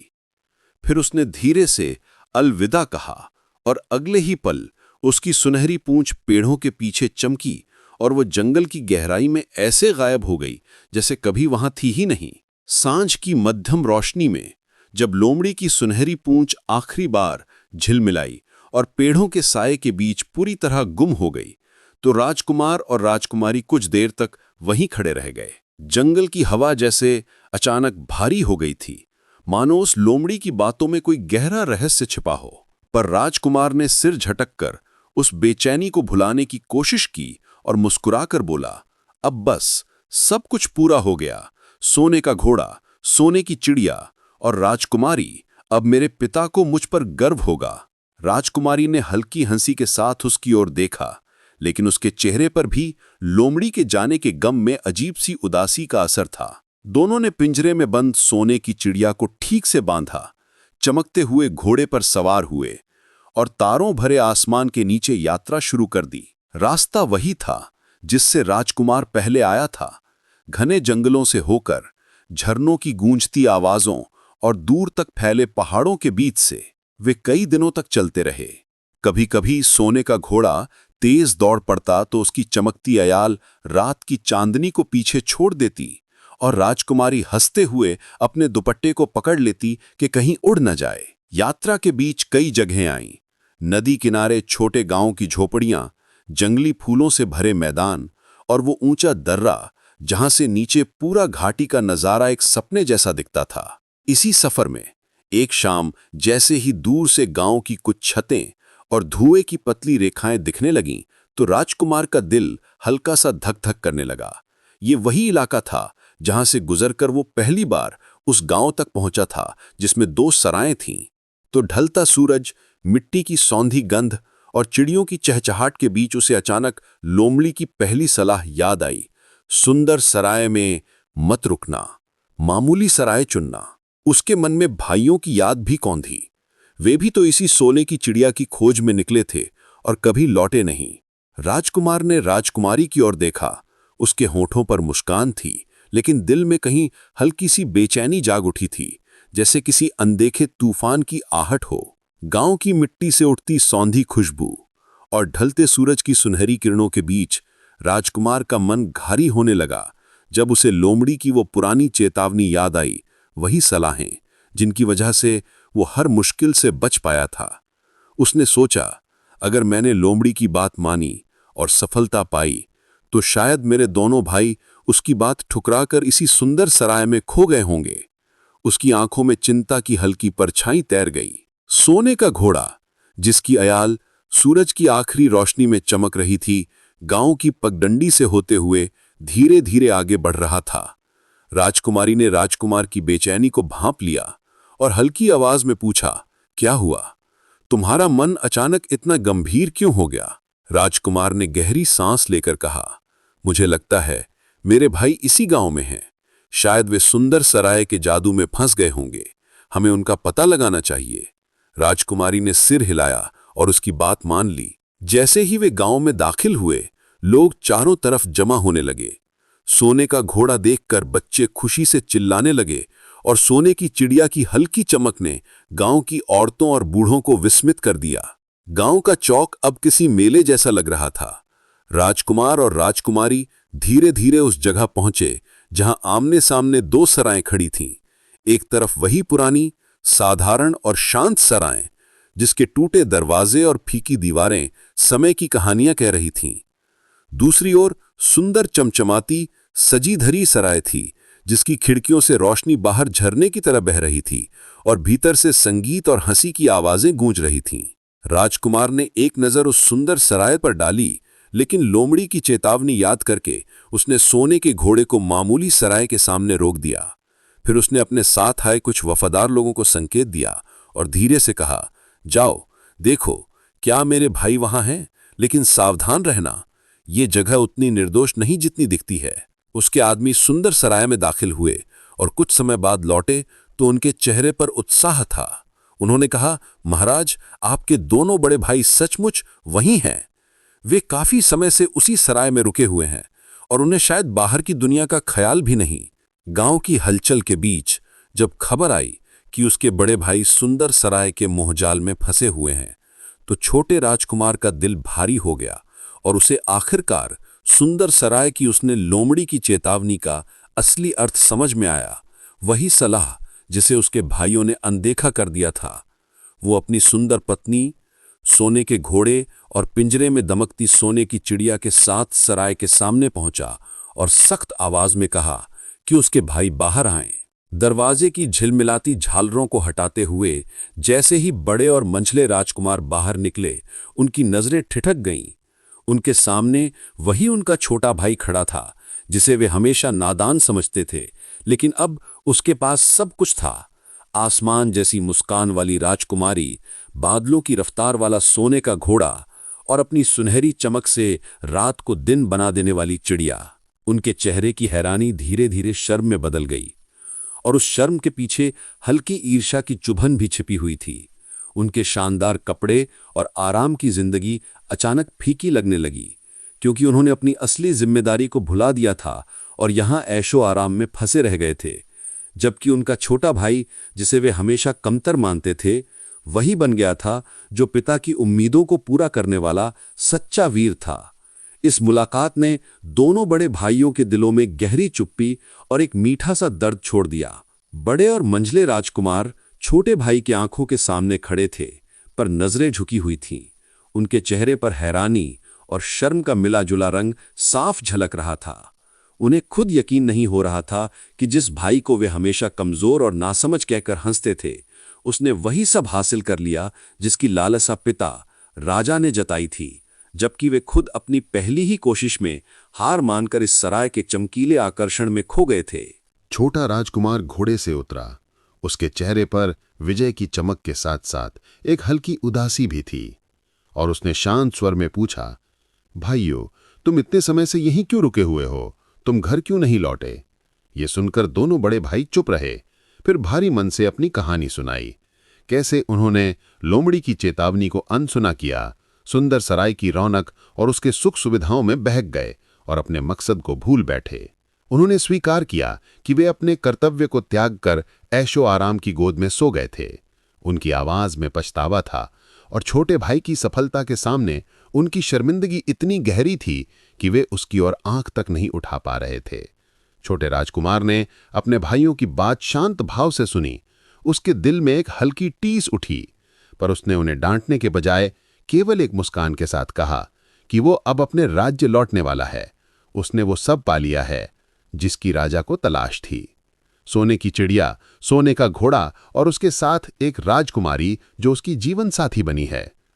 उसने सहजता से उन्हें अपने साथ चलने के लिए कहा, मानो अब भी उनमें वही भाईचारा और विश्वास कायम हो। लेकिन उसी पल सुंदर सराय की दीवारों के बीच खड़े बड़े और मंझले राजकुमारों के दिलों में ईर्ष्या का जहर धीरे धीरे फैल रहा था। वे अपने छोटे भाई की सफलता को हजम नहीं कर पा रहे थे। वही भाई जिसे वे हमेशा ताना मारते थे, जिसे मूर्ख समझते थे, अब उनके सामने विजेता बनकर खड़ा था। उनके चेहरे पर झूठी मुस्कान थी, लेकिन उनकी आंखों के पीछे द्वेष की चिंगारियां भड़क रही थीं। जब छोटा राजकुमार अपने घोड़े और राजकुमारी के साथ थोड़ी दूरी पर आगे बढ़ गया, तो दोनों भाइयों ने पीछे हटकर धीरे धीरे एक दूसरे के कान में योजना फुसफुसाई। उनके शब्द सांप की फुफकार जैसे खतरनाक थे। अगर ये छोटा हमारे साथ राज्य पहुंचा तो राजा का सारा प्रेम और यश इसे मिलेगा। क्यों ना इसे रास्ते से हटा दें और सब कुछ अपना बना लें, बड़े भाई ने कहा। मंझले ने सहमति में सिर हिलाया। उनकी आंखों में लालच की चमक थी। उन्होंने ठान लिया कि भाईचारे की आड़ में धोखा देंगे। अपने छोटे भाई को धोखा देकर उसकी मेहनत, उसका भाग्य और उसका यश छीन लेंगे। इस तरह ईर्ष्या ने उनका दिल पत्थर कर दिया था। बड़े भाइयों के मन में छल का अंधेरा गहराता जा रहा था और उनकी मुस्कान के पीछे अब विश्वासघात और साजिश पनप रही थी। रास्ते के लंबे सफर और धूप की तपिश के बीच बड़े राजकुमार ने मीठी आवाज में छोटे भाई से कहा, भाई, हम सब तुम्हारे साथ ही घर चलेंगे, पर यह यात्रा बड़ी लंबी है और हम सब थक गए हैं। जरा कुएं के पास रुककर सांस ले लें और पानी पीकर ताजा हो जाएं। भूले छोटे राजकुमार को क्या पता कि उनके शब्दों के पीछे ईर्ष्या का जहर छिपा है। उसे उनके चेहरे पर झलकती थकान सच्ची लगी और उसने बिना शक के उनकी बात मान ली। वे सोने के घोड़े की तापों की ध्वनि के साथ आगे बढ़ते रहे, मानो आने वाले खतरे की ओर इशारा कर रही हों। कुछ दूर चलने के बाद उन्हें रास्ते के किनारे एक पुराना कुआं दिखाई दिया, जिसकी पत्थर की दीवारें समय के साथ घिस चुकी थीं और जिन पर जंगली बेलें चढ़ी हुई थीं। वहीं हवा में हल्की ठंडक थी और चारों ओर सूखे पत्तों की सरसराहट गूंज रही थी। छोटा राजकुमार जैसे ही वहां पहुंचा, उसे अचानक लोमड़ी की वो अजीब चेतावनी याद आई, कभी भी किसी कुएं की दीवार पर मत बैठना। उसने एक पल के लिए ठिठक कर उस बात को महसूस किया, लेकिन फिर अपने भाइयों की मुस्कुराहट और उनके शब्दों ने उसका संदेह दबा दिया। बड़े भाई ने सहजता का नाटक करते हुए कहा, भाई, तुम यहां कुएं की दीवार पर बैठकर थोड़ा आराम कर लो, हम पानी निकाल लाते हैं। राजकुमारी ने हल्की चिंता से उसकी ओर देखा, पर छोटे राजकुमार ने उसकी ओर मुस्कुराकर कहा, कुछ नहीं होगा, बस थोड़ी देर का आराम है। सूरज ढलने की आखिरी किरणें कुएं की गहराई में पड़ रही थीं और वातावरण में एक अनकहा सन्नाटा फैल गया था। बड़े भाइयों के मन में छल का अंधेरा गहराता जा रहा था और उनके मुस्कान के पीछे अब विश्वासघात और साजिश पनप रही थी। बड़ा और मंझला राजकुमार, जिनकी आंखों में ईर्ष्या और लालच का अंधेरा भर चुका था, एक पल के लिए चुपचाप एक दूसरे की ओर देखे। उस नजर में उनकी घृणित योजना का इशारा था। फिर बिना किसी चेतावनी के उन्होंने अचानक छलांग लगाई, छोटे राजकुमार को पकड़कर पूरे जोर से कुएं की गहराई में धक्का दे दिया। हवा में एक क्षण के लिए राजकुमार की हैरान चीख गूंजी और फिर सन्नाटा छा गया। धड़ाम की गूंजती आवाज के साथ छोटा राजकुमार कुएं के बर्फ जैसे ठंडे पानी में गिरा। उसकी चीख हवा को चीरती हुई ऊपर तक पहुंची, लेकिन तुरंत ही कुएं की अंधेरी गहराइयों में खो गई, मानो धरती ने उसे निगल लिया हो। वो बेतहाशा हाथ पांव मार रहा था, पर उसे तैरना नहीं आता था और हर पल पानी उसे नीचे की ओर खींच रहा था। उसके चारों ओर अंधेरा और सन्नाटा गहराता जा रहा था। ऊपर खड़े बड़े और मंझले राजकुमारों के चेहरे पर न पश्चाताप था, न डर, बल्कि उनकी आंखों में ईर्ष्या और लालच की चमक दिख रही थी। उन्होंने एक नजर कुएं पर डाली और जल्दी से सोने का घोड़ा काबू में किया, सोने की चिड़िया का पिंजरा उठाया और डरी सहमी सुंदर राजकुमारी को अपने साथ घसीट लिया। राजकुमारी की आंखों में डर और उलझन तैर रही थी। उसका दिल मानो पूछ रहा हो कि ये कैसे भाई हैं जो अपने ही खून का खून बहाने को तैयार हैं, लेकिन भय ने उसके होंठ सिल दिए। दोनों विश्वासघाती भाई बिना एक पल गवाए तेजी से अपने राज्य की ओर निकल पड़े, मानो कुछ हुआ ही ना हो, मानो उनके पीछे कुएं के भीतर एक जीवन की कराहें न गूंज रही हों। जब वो महल के ऊंचे फाटकों के सामने पहुंचे, तो लंबे समय से चिंता में डूबे राजा उन्हें देखकर उमंग से भर उठे। राजा की आंखें गर्व और राहत से चमकने लगीं जब उन्होंने उनके साथ वो अद्भुत सोने का घोड़ा, चमकती सोने की चिड़िया और मोहक राजकुमारी देखी। उन्हें लगा कि उनके वीर बेटों ने वो असंभव कार्य कर दिखाया है जिसका सपना उन्होंने देखा था। उन्हें जरा भी अंदाजा नहीं था कि महल की चौखट पर जो खुशी लौट कर आई है उसके पीछे एक विश्वासघात की कहानी है। राजमहल के ऊंचे प्रांगण में मशालें जल उठी, नगाड़ों की गूंज ने वातावरण को हिला दिया और पूरे राज्य में उत्सव सा माहौल बन गया, क्योंकि बड़े और मंझले राजकुमार अपने पिता के सामने सोने का घोड़ा, चमकती सोने की चिड़िया और सुंदर राजकुमारी को लेकर लौटे थे। उन्होंने राजा के सामने सीना तानकर झूठा गर्व दिखाते हुए कहा कि वही दोनों अपनी यात्रा में विजयी होकर लौटे हैं, कि रास्ते के खतरों को पार करते हुए उन्होंने ये अनमोल खजाने हासिल किए, और ये भी जोड़ दिया कि ये राजकुमारी उन्हें दूर के प्रदेश से मिली जिसे वे अपने पिता के लिए उपहार स्वरूप लेकर आए हैं। राजकुमार के बारे में पूछने पर उन्होंने बड़े सहज भाव से कहा कि शायद वो कहीं पीछे रह गया या रास्ता भटक गया। इतनी लापरवाही से बोले मानो वो कभी उनके साथ था ही नहीं। राजा ने उनकी बातों पर शक नहीं किया, क्योंकि उनके सामने चमचमाता घोड़ा, सुनहरी चिड़िया और राजकुमारी खड़ी थीं, जिनकी चमक ने सच्चाई की परछाई को ढक दिया था। राजा के चेहरे पर गर्व और खुशी की लहर दौड़ गई। उन्होंने अपने बेटों के सम्मान में भव्य स्वागत का ऐलान किया। पूरे राज्य में नाच गाना हुआ, ढोल नगाड़े बजे और महल के गलियारों में रंगीन झंडियां फहराई गईं। किसी को भी ये अंदाजा नहीं था कि इसी खुशी की चादर के पीछे एक काला सच दबा है। एक मासूम भाई कुएं की अंधेरी गहराइयों में फंसा अपनी आखिरी सांसों के लिए जूझ रहा है। कुएं के ठंडे पानी ने छोटे राजकुमार के शरीर को सुन्न कर दिया था। उसकी सांसें तेज हो रही थीं और हर प्रयास नाकाम साबित हो रहा था। उसका मन बार बार उस लोमड़ी की चेतावनी को याद कर रहा था, कुएं की दीवार पर मत बैठना, पर अब बहुत देर हो चुकी थी। उसे यकीन नहीं हो रहा था कि जिन भाइयों के लिए उसने अपनी जान दांव पर लगाई, वही उसे मौत के मुंह में धकेल देंगे। उसकी आंखों के सामने भाईचारे का मुखौटा टूट चुका था और पानी की ठंडी लहरें उसकी उम्मीदों को निगलती जा रही थी। राजकुमार की सांसें अब टूटी हुई लहरों की तरह टूट टूट कर चल रही थी। उसका शरीर ठंडे पानी में पत्थर सा भारी हो गया था और उसकी उंगलियां बेदम होकर हिलने से भी इनकार कर रही थी। आंखों के सामने अंधेरा गहराने लगा था और उसे लगने लगा था कि ये उसकी आखिरी घड़ी है। पछतावे की चुभन उसके दिल को काट रही थी कि काश उसने लोमड़ी की वो चेतावनी, कुएं की दीवार पर मत बैठना, गंभीरता से ली होती। पर अब इस सोच का कोई मतलब नहीं था। पानी उसकी ठुड्डी तक आ पहुंचा था और उम्मीद की आखिरी डोर भी टूटती महसूस हो रही थी कि तभी कुएं के ऊपर से अचानक एक जानी पहचानी आवाज बिजली सी गूंज उठी। राजकुमार, राजकुमार, क्या तुम वहां नीचे हो? उसने अपनी बची खुची ताकत बटोरकर ऊपर देखा।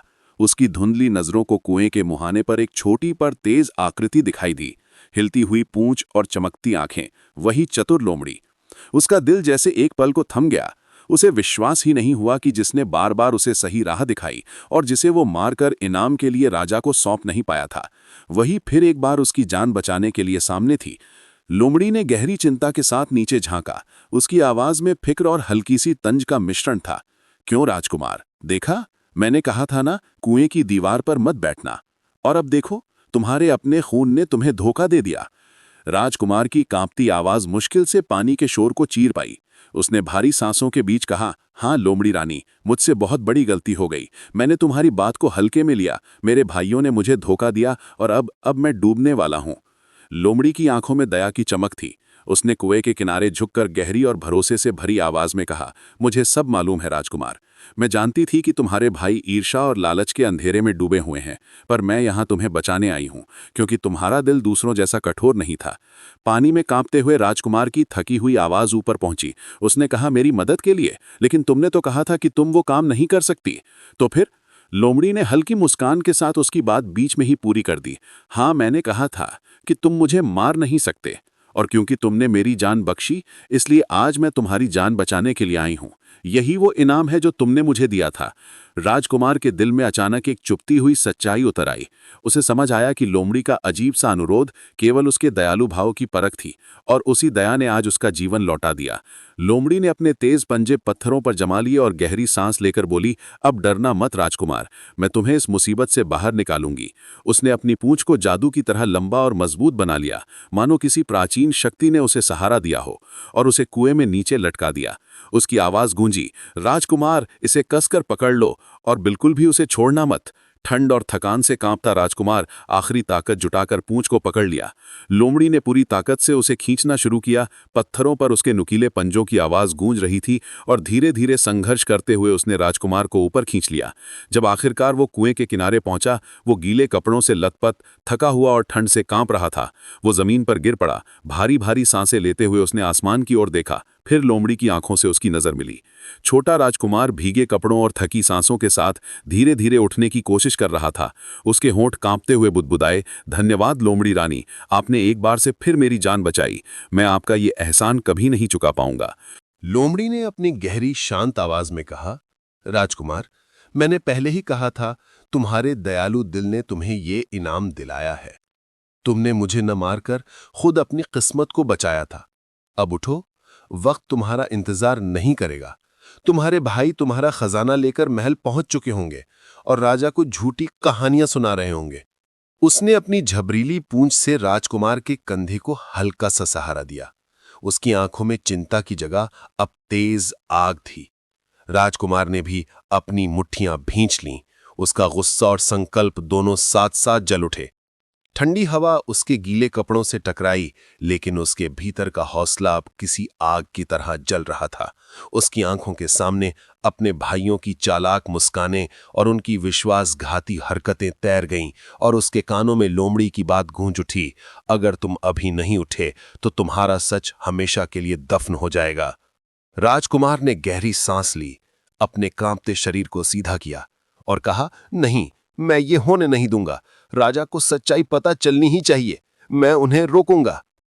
लोमड़ी उसके बगल में खड़ी थी। उसकी आंखों में गर्व और दृढ़ता चमक रही थी, मानो वो खुद भी इस आने वाले संघर्ष के लिए तैयार हो। उस पल कुएं के किनारे पर खड़ा भीगा और थका हुआ छोटा राजकुमार, जिसने अभी अभी मौत को मात दी थी, पहले से कहीं ज्यादा मजबूत लग रहा था। छोटा राजकुमार लोमड़ी की मजबूत चमकती पूंछ पर बैठा और उसे महसूस हुआ कि ये सिर्फ एक साधारण सहायता नहीं, बल्कि एक शक्तिशाली मित्र और मार्गदर्शक का भरोसा था। लोमड़ी ने गंभीरता से कहा, कसकर बैठो राजकुमार, हम बहुत तेजी से जाएंगे। समय कम है और तुम्हारे भाई महल में झूठ फैला चुके होंगे। अब तुम्हें तुरंत वहां पहुंचना होगा। भाग्य से मैं तुम्हें जल्दी वहां पहुंचा सकती हूं। इसके बाद लोमड़ी ने अपनी पूंछ को और लंबी और मजबूत कर लिया, जैसे हवा में उड़ान भरने के लिए तैयार कोई चमत्कारी सवारी, और राजकुमार ने बिना हिचकिचाहट उसके ऊपर अपनी पकड़ मजबूत कर ली। जैसे ही लोमड़ी ने उड़ान भरी, हवा की तेजी से पेड़, पहाड़ और मैदान पीछे दौड़ने लगे। राजकुमार ने पहली बार इतनी तेज यात्रा देखी थी। हवाओं की खनक उसके कानों में गूंज रही थी और नीचे जंगलों की हर शाखा, हर पत्थर बिजली की तरह पीछे छूट रहा था। उसने अपनी आंखें खुली रखीं, पहाड़ों की चोटियों और गहरी घाटियों के अद्भुत दृश्य देखे और महसूस किया कि समय हर पल कीमती है। लोमड़ी ने बिना रुके सीधे महल की ओर उड़ान भरी। कुछ ही समय में उनके सामने महल की विशाल और सुनहरी दीवारें दिखाई दीं। लोमड़ी ने धीरे से उतरते हुए कहा, अब तुम जाओ राजकुमार, भीतर जाकर राजा को सारी सच्चाई बताना। डरना मत, तुम्हारे पास तुम्हारा अधिकार है और तुम्हारी मेहनत का पूरा फल तुम्हें मिलेगा। राजकुमार ने उतरते ही अपनी सांसें गहरी खींची। उसकी आंखों में आभार और संकल्प दोनों झलक रहे थे। उसने लोमड़ी की ओर देखा और उसकी आंखों में विश्वास और शक्ति महसूस की। उसकी आवाज कांप रही थी, लेकिन भाव दृढ़ था। आपका बहुत बहुत धन्यवाद लोमड़ी रानी, मैं आपका एहसान कभी नहीं भूलूंगा। आपने मेरी जान बचाई, मुझे 3 अनमोल चीजें दिलवाईं और अब मुझे मेरे भाइयों से न्याय पाने का मौका भी दिया है। लोमड़ी ने हल्का सा सिर हिलाया और मुस्कुराई। उसकी आंखों में संतोष और गहरी समझ थी।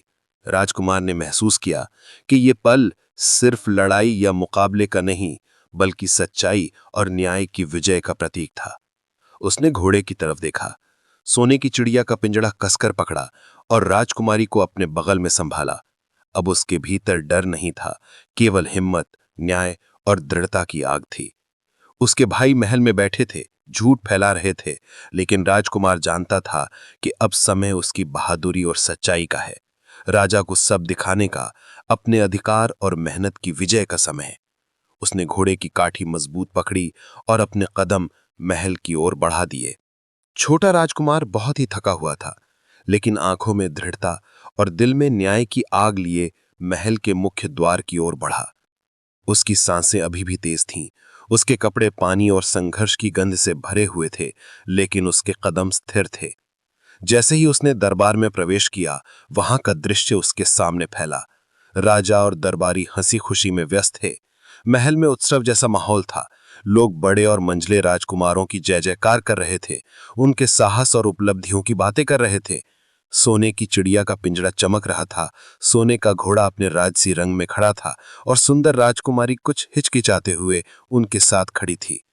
बड़े और मंझले राजकुमार गर्व से राजा के सामने खड़े थे, अपनी कथित उपलब्धियों के किस्से सुना रहे थे और राजा के चेहरे पर विश्वास और प्रसन्नता झलक रही थी। तभी दरबार की हलचल में अचानक ठहराव आया। राजकुमार ने कदम रखा। उसकी हालत देखकर सभी सन्न रह गए।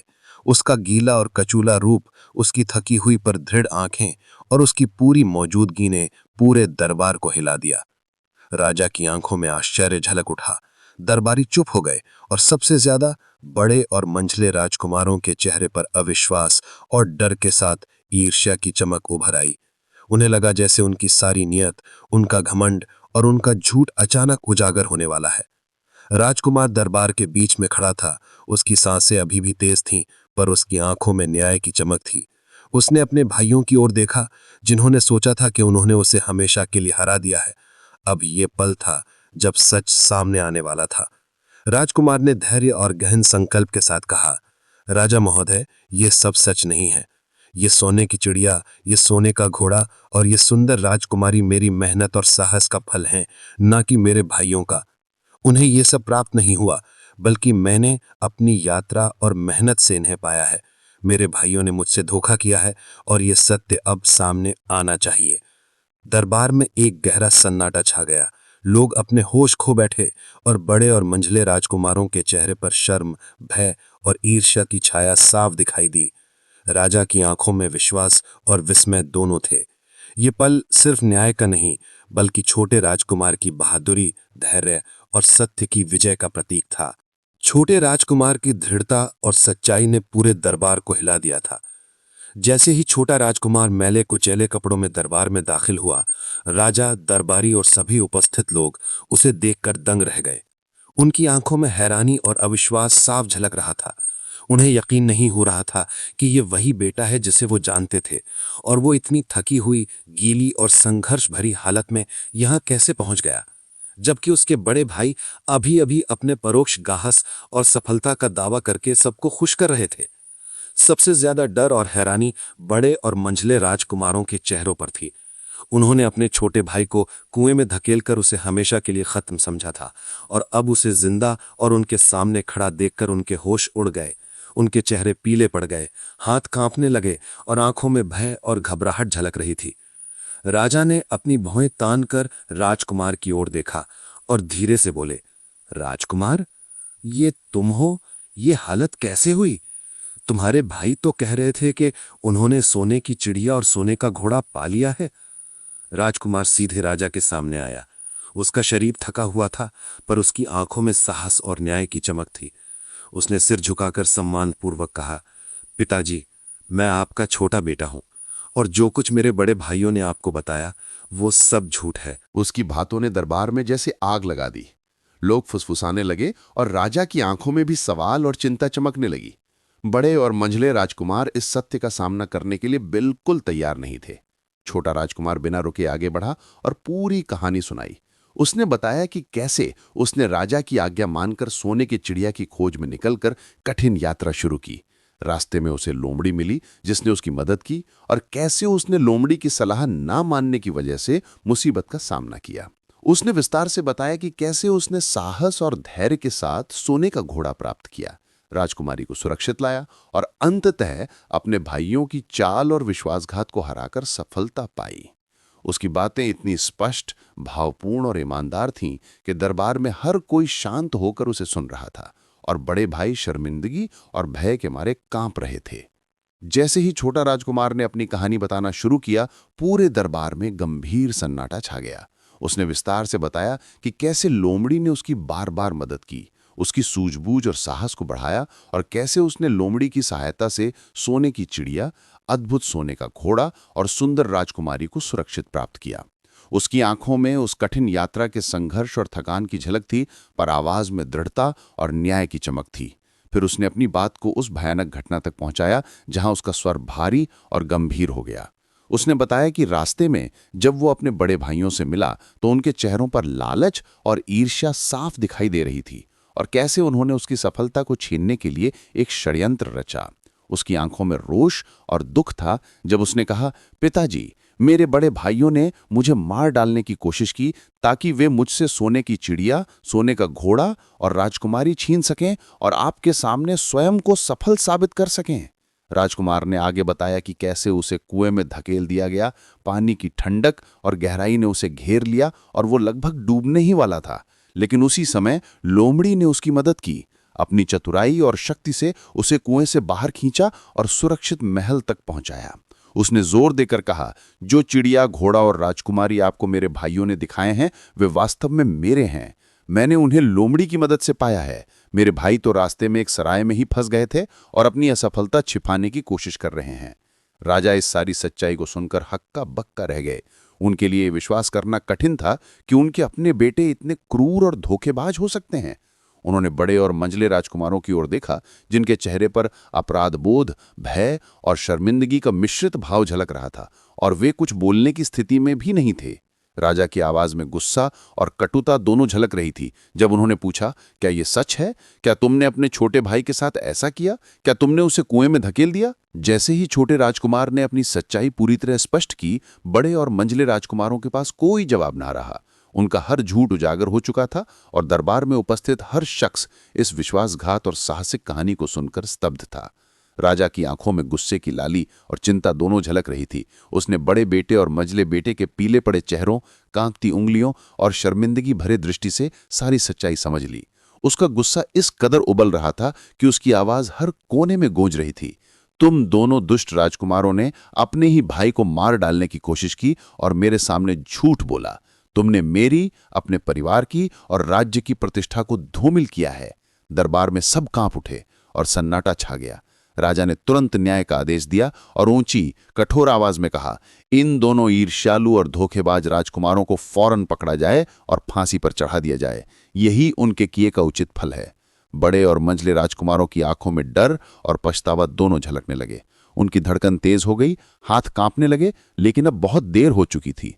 सिपाहियों ने उन्हें मजबूर कर पकड़ लिया और फांसी घर की ओर ले जाने लगे। रास्ते में कुछ लोग जो उन्हें जानते थे या जिनके दिल में थोड़ी दया बची थी, उनके पास आए। उन्होंने देखा कि कैसे ये दुष्ट राजकुमार अब अपने किए के लिए सजा पा रहे हैं। किसी किसी की आंखों में आंसू थे, किसी के होंठ कांप रहे थे, लेकिन न्याय की मजबूरी सबके सामने स्पष्ट थी। राजा की आज्ञा अडिग थी और कोई भी इस फैसले को टाल नहीं सकता था। छोटा राजकुमार गीला और थका हुआ, लेकिन आंखों में न्याय और साहस की चमक लिए दरबार में खड़ा था। उसके सामने अब उसकी मेहनत, साहस और ईमानदारी का परिणाम था। जैसे ही दरबार में छोटे राजकुमार ने अपने बड़े भाइयों को फांसी के लिए ले जाते हुए देखा, कुछ दरबारियों ने धीरे से कहा, अरे, इन बेचारे राजकुमारों को फांसी दी जा रही है। क्या कोई उनकी आखिरी इच्छा पूरी करेगा? क्या कोई उन्हें कुछ खाने या पीने के लिए दे देगा या अपनी पसंद की कोई चीज खरीदने के लिए कुछ पैसे दे देगा? यही क्षण था जब छोटे राजकुमार के मन में लोमड़ी की दूसरी अजीब चेतावनी अचानक याद आ गई। लोमड़ी ने कहा था, तुम ऐसे लोगों पर धन मत खर्च करना जिन्हें फांसी मिलने वाली हो। जो लोग इसके लायक हैं उनके लिए अपना धन बर्बाद मत करना। उस समय उसे इसका मतलब पूरी तरह समझ नहीं आया था, पर अब वो पूरी तरह स्पष्ट हो गया। उसे समझ आया कि लोमड़ी जानती थी कि उसके बड़े भाई कितने बुरे, ईर्ष्यालु और धोखेबाज हैं और उनकी करतूतों का फल उन्हें भोगना ही चाहिए। अगर उसने उनके लिए दया दिखाई या धन खर्च किया होता तो ये न केवल बेवजह होता, बल्कि शायद गलत संकेत भी होता कि वह उन्हें माफ कर रहा है। राजकुमार ने दृढ़ता से उन दरबारियों को रोकते हुए कहा, नहीं, इन्हें कुछ मत दो। इन लोगों ने मेरे साथ बहुत बुरा किया है। इन्होंने मुझे मार डालने की कोशिश की और आपके सामने झूठ बोला। लोमड़ी रानी ने कहा था कि ऐसे लोगों पर धन खर्च नहीं करना चाहिए। उसकी आवाज में इतनी ठहराव और साहस था कि दरबार में हर कोई चुप हो गया। ये वही क्षण था जब उसने न केवल न्याय के महत्व को समझा, बल्कि अपनी बुद्धिमानी और लोमड़ी की शिक्षाओं का पालन करते हुए अपने भाइयों को उनके किए के परिणाम भुगतने दिया। इस तरह लोमड़ी की दूसरी अजीब चेतावनी का अर्थ छोटे राजकुमार के लिए पूरी तरह स्पष्ट हो गया। जैसे ही बड़े और मंझले राजकुमारों की फांसी संपन्न हुई, उनका लालच, ईर्ष्या और विश्वासघात हमेशा के लिए समाप्त हो गया और राज्य के लोगों ने राहत की सांस ली। अब दरबार में केवल बूढ़ा राजा, छोटा राजकुमार, सुंदर राजकुमारी, सोने का घोड़ा और सोने की चिड़िया बचे थे। पूरे महल में सच्चाई का उजाला फैल चुका था और न्याय स्थापित हो चुका था। थोड़ी देर के लिए गंभीर सन्नाटा छा गया, क्योंकि हर किसी को यह हकीकत महसूस करनी थी कि उनके अपने बेटों ने इतना बड़ा अपराध किया था। राजा अपनी आंखों में गहरी चिंता और धैर्य के साथ छोटे राजकुमार की ओर देखने लगे, जिसने इतनी कठिनाइयों और धोखेबाजी का सामना किया था। उनके चेहरे पर गर्व और स्नेह की झलक थी। राजा ने अपने सिंहासन से उतरते हुए धीरे धीरे राजकुमार के पास कदम बढ़ाए और प्यार भरे हाथ से उसके कंधे को छूते हुए कहा, पुत्र, तुमने सचमुच बहुत कुछ सहा है। तुमने अपनी जान जोखिम में डालकर मेरे लिए सोने की चिड़िया, सोने का घोड़ा और इस कठिन यात्रा में एक सुंदर राजकुमारी को भी सुरक्षित लाया। सबसे बड़ी बात, तुमने अपने भाइयों के धोखे और विश्वासघात का पर्दाफाश किया। राजा ने उसकी ओर दृढ़ और भावपूर्ण नजरों से देखते हुए कहा, मुझे तुम पर गर्व है। तुम्हारा साहस, ईमानदारी और धैर्य साबित करता है कि तुम ही इस राज्य के असली और योग्य उत्तराधिकारी हो। राजा ने तुरंत आदेश दिया कि सोने की चिड़िया को उसके पिंजरे में बेहद सावधानी से रखा जाए, सोने के घोड़े को शाही अस्तबन में ले जाया जाए और सुंदर राजकुमारी का शाही मेहमान के रूप में पूरा ख्याल रखा जाए। राजा के चेहरे पर संतोष और गर्व की चमक थी, क्योंकि उन्होंने देखा कि उनके छोटे बेटे ने न केवल असंभव कार्य किए, बल्कि ईमानदारी और साहस के साथ उन्हें पूरा किया।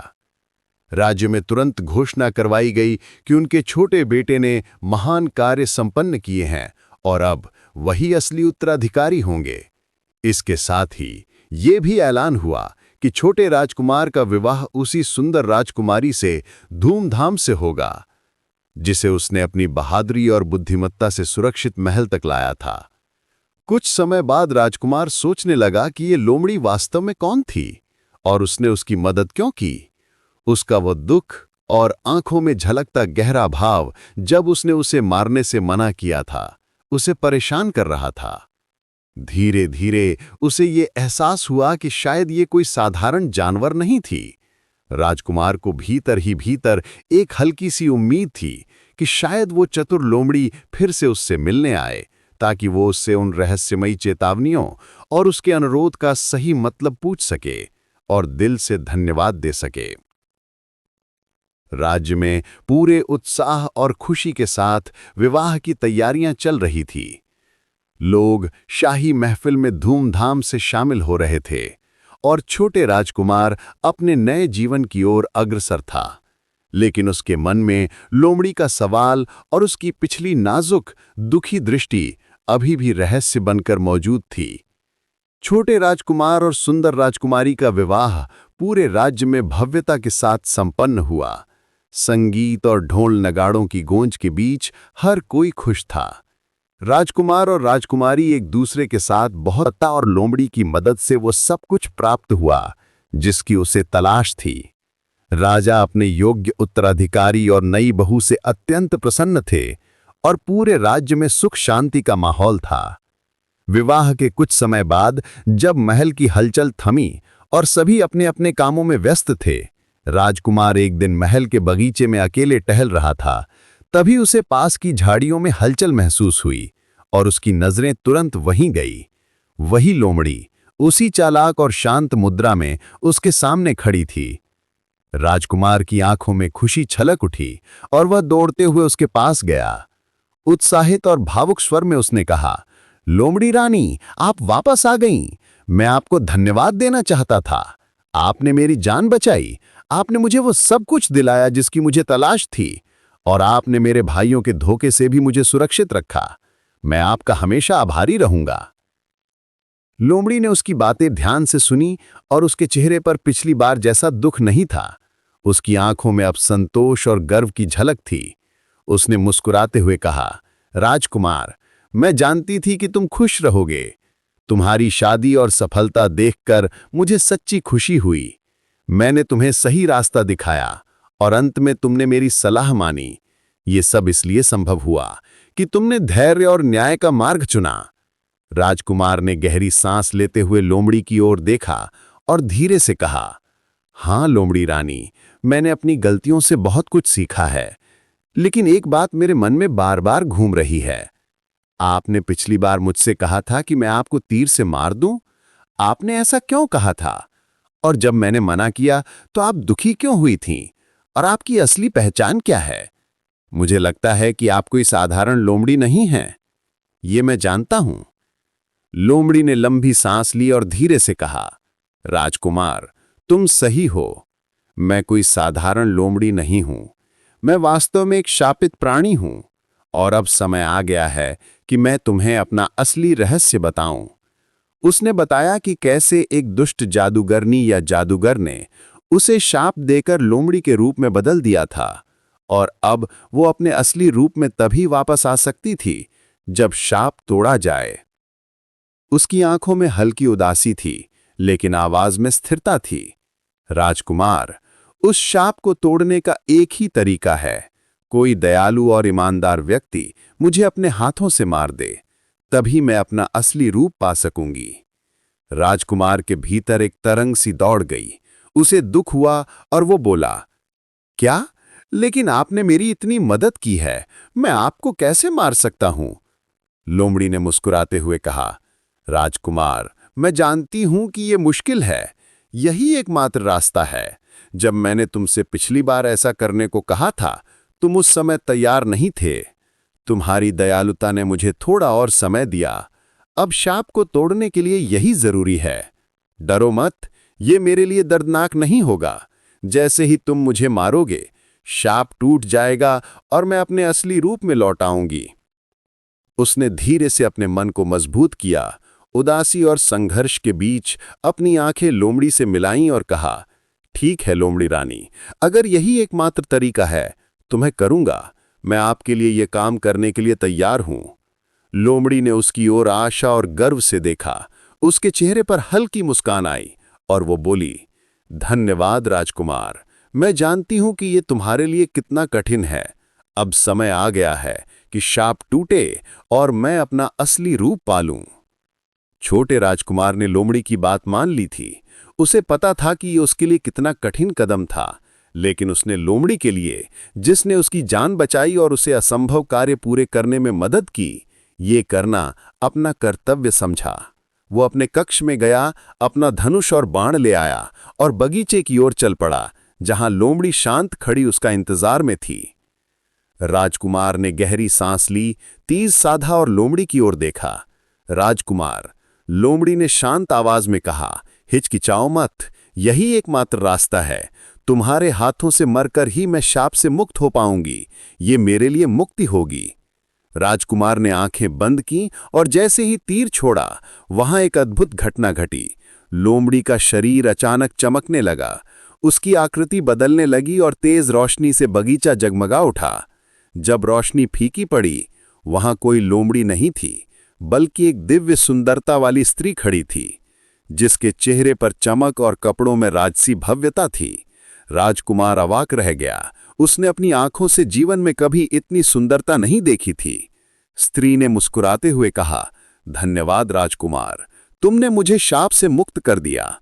वर्षों से मैं लोमड़ी के रूप में फंसी हुई थी, एक दुष्ट जादूगरनी या जादूगर के शाप के कारण। मैं वास्तव में एक शक्तिशाली राजा की बेटी हूं और केवल वही योग्य राजकुमार मुझे मारकर मुक्त कर सकता था, जो दयालु, बहादुर और ईमानदार हो। उसने आगे कहा, जब मैं पहली बार तुमसे मिली, मैंने तुम्हारी अच्छाई और बहादुरी देखी। मैंने तुम्हें रास्ता दिखाया और तुम्हें मुसीबत से बचाया ताकि तुम अपनी योग्यता पूरी कर सको। जब मैंने तुमसे मुझे मारने के लिए कहा, तुम उस समय तैयार नहीं थे। तुम्हारी दयालुता ने मुझे थोड़ा और समय दिया। अब शाप को तोड़ने के लिए यही जरूरी है। राजकुमार लोमड़ी की पूरी कहानी सुनकर भीतर से द्रवित हो गया। उसने राजकुमार की ओर देखते हुए कहा, राजकुमार, तुमने मेरी इतनी बड़ी मदद की है। वर्षों से मैं इस शाप में फंसी हुई थी और तुमने मुझे मेरी असली पहचान दिलाई। मैं तुम्हारी बहादुरी और दयालुता की हमेशा आभारी रहूंगी। उसने अपने राज्य की ओर जाने का इरादा जताया और राजकुमार को विदा देते हुए कहा, शुभकामनाएं राजकुमार, तुम्हारा जीवन खुशियों से भरा रहे। मुझे विश्वास है कि तुम एक महान राजा बनोगे। राजकुमार उसे जाते हुए देखा। उसके मन में कृतज्ञता और थोड़ी उदासी दोनों थी। उदासी इसलिए कि उसकी अद्भुत दोस्त अब जा रही है, और कृतज्ञता इसलिए कि उसने उसका असली रूप लौटाया। अब राजकुमार अपने राज्य में वापस लौट आया था। उसने पिता को पूरी सच्चाई बताई, अपने दुष्ट भाइयों को उनके किए की सजा दिलवाई और राजा द्वारा मांगी सभी चीजें, सोने की चिड़िया, सोने का घोड़ा और सुंदर राजकुमारी सुरक्षित रूप से प्राप्त कर ली थीं। कुछ समय बाद, जैसा कि राजा ने वादा किया था, छोटे राजकुमार का विवाह उसी सुंदर राजकुमारी से हुआ जिसे उसने सोने के महल से लाया था। उनका विवाह धूमधाम से संपन्न हुआ और दोनों ने एक दूसरे के साथ खुशियों भरी जिंदगी शुरू की। ये कहानी यहीं समाप्त होती है और ये हमें ये सिखाती है कि कैसे एक मासूम, दयालु और बहादुर राजकुमार अपनी गलतियों से सीखते हुए और एक जादुई वस्त्र की मदद से अंत में सफलता, प्रेम और राज्य प्राप्त करता है, जबकि लालच और ईर्ष्या हमेशा विनाश और बुरे अंत की ओर ले जाती हैं।